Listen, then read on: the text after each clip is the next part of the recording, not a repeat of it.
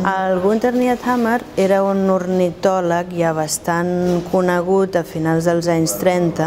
Ell es va allistar a les SS de manera voluntària, com s'allistava tothom, i després a les Waffen, que eren forces armades del partit nazi destinades a controlar i administrar els camps.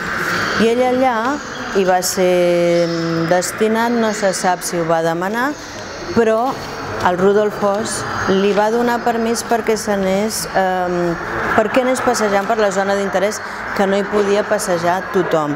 Però allà hi havia molta gent, enginyers, científics, hi vivien i tenien una vida normal. I ell durant un any va estudiar els ocells, les aus de la zona, i va arribar amb aquest catàleg 127 ocells. Ara em sembla que la segona fase és estar atents, jo no diria recuperar, perquè això és una qüestió ètica, estar atents a la paraula dels botxins, perquè és l'altra percepció de l'espai. Què deien? Enriqueix també saber què podien percebre les víctimes. És molt complicat, la construcció memorial és molt delicada, i em sembla que això és molt evident sempre i en totes les cultures. Com fer-ho? Com fer per representar aquest passat?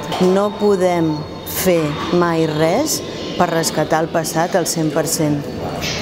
En tenim fragments i amb aquests fragments hem de nosaltres construir una narrativa que ens serveixi per estar una mica bé a la vida.